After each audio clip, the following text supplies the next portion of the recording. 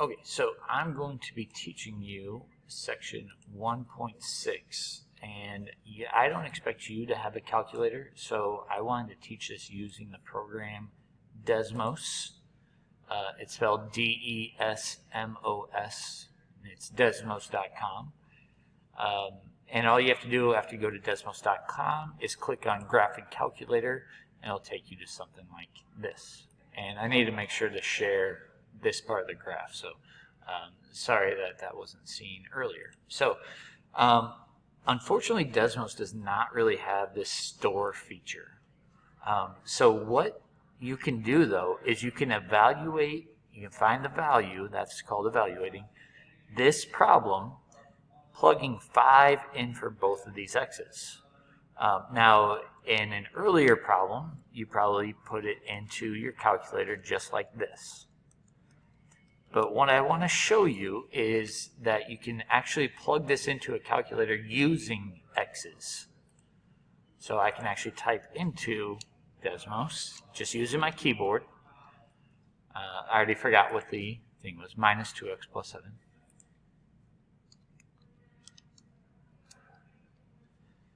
And you can just click on your screen and move it around. You can even zoom out. You can't see it, zoom out is on this side. And what I can do next is I can hit enter and say x equals 5. And so it creates a vertical line. And what I'm looking for is where it crosses the curve that was drawn earlier. And it crosses at y equals 22. And you might be sitting there and saying, well, why is it the y value? It's technically, it's graphing y equals. So as you click right here, you can quickly get your answer now and say that this value equals 22. So it's not really called a store feature, but I'm trying to show you a different way to do this problem. Same thing goes with the next one. So what I'm going to do is go back to Desmos and change that equation to be 2x plus 6 or 3x minus 5. There you go, so this one. And all you have to do is hit the delete on it and hit the divided by sign where there's two options for you. You can either hit the divided by key from this drop down, and it looks like a keyboard, or you can hit the slash key to create that. So we have 2x plus 6, 2x plus 6 over 3x minus 5. 3x minus 5. And now what it's asking you to do is to evaluate when x equals negative 10.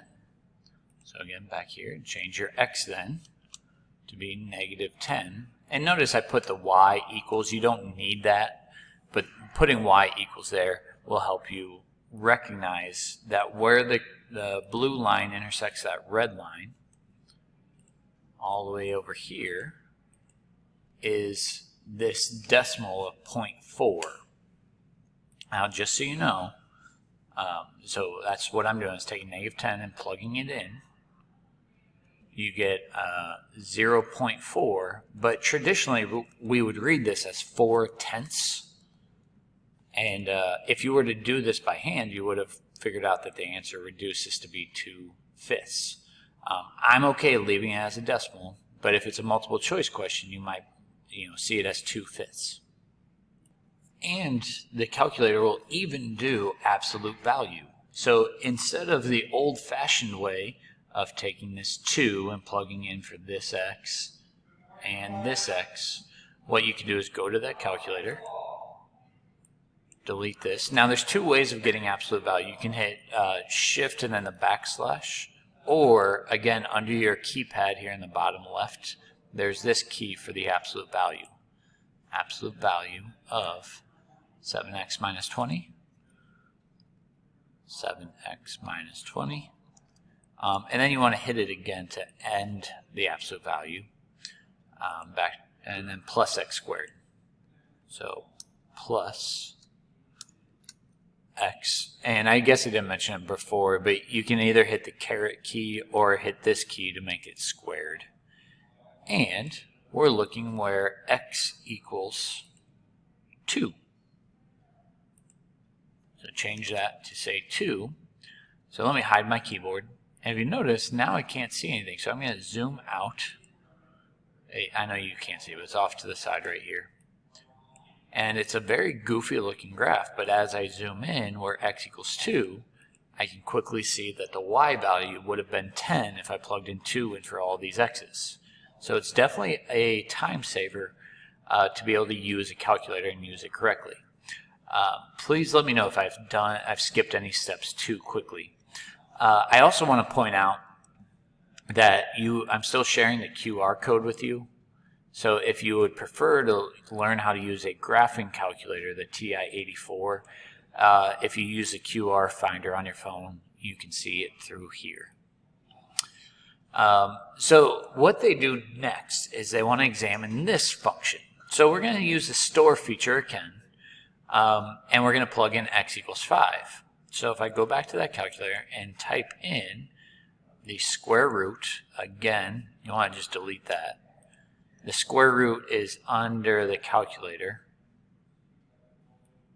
Let me scroll down for you. It's actually right there. Let me move this back up. Sorry, I'm moving the screen on you. I think it was 6 minus 2x. Again, I just typed that using my keyboard. And we were evaluating when x equals, 5. So as I look at that, okay, well, right now my blue x equals line is not crossing this at all. And if I zoom out, it doesn't look like it's ever going to cross. So what's happening here is we get no solution. There is no solution. There's no point of intersection. Let me write that down. There's no point of intersection the way I'm teaching it, because there's a slightly different explanation if you're actually using the store feature of a graphing calculator. And really what's happening is we're plugging in 5 in for this x, so 6 minus 2 times 5. We'll do your order of operations, and that would say to do 2 times 5 first, and then do subtraction. Well, can we even square root a negative? I believe you've learned this before, but this is impossible. We do not square root negatives, at least not yet. Because the thing is, the square root, it needs to be the opposite of squaring something. So think of some number that when you multiply by itself, you'll get a negative. That's impossible, because a negative times a negative is positive. So it's impossible to square root a negative. So that's why there's no solution. We come into a situation that's impossible.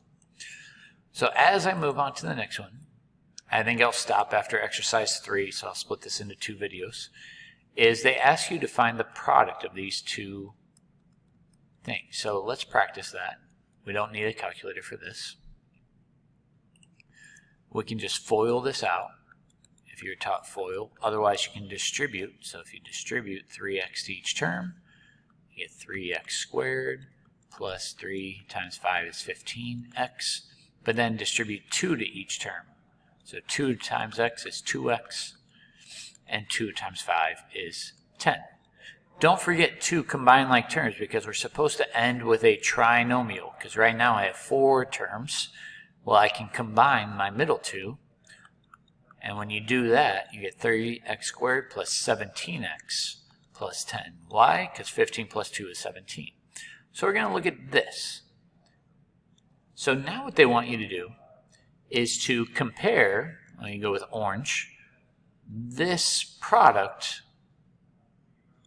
with this. And I'm going to do this slightly different because I have Desmos pulled up. And I can hit these X's just to delete these equations. And then just click right here and it'll start it again. And I don't need to write y equals. I just need to type in the equations, the expressions, I guess I should say. 3x plus 2 and x plus 5.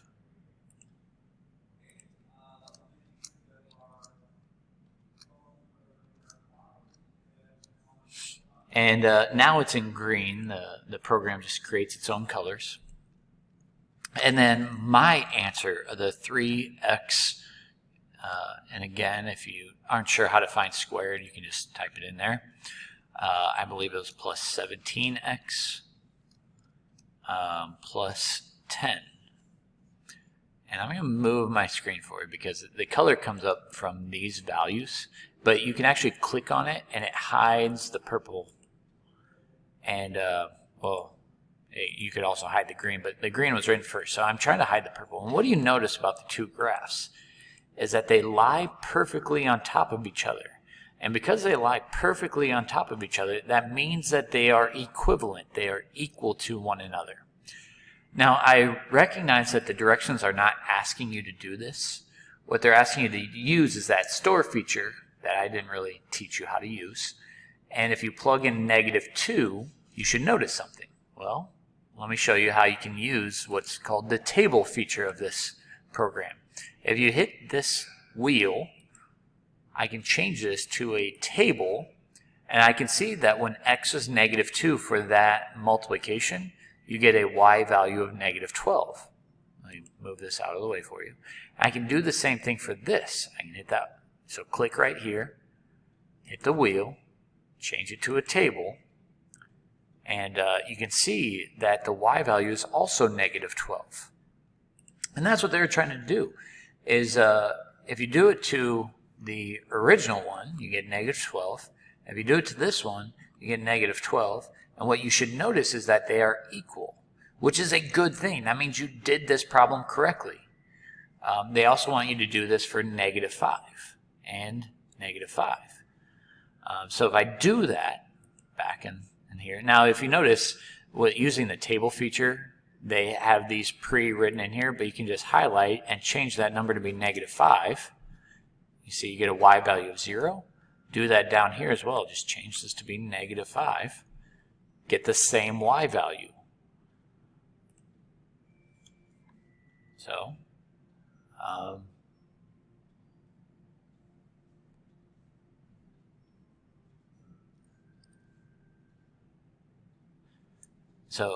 what they're trying to get at in this problem, now that I'm rereading it, that you get 0. Let me write that down.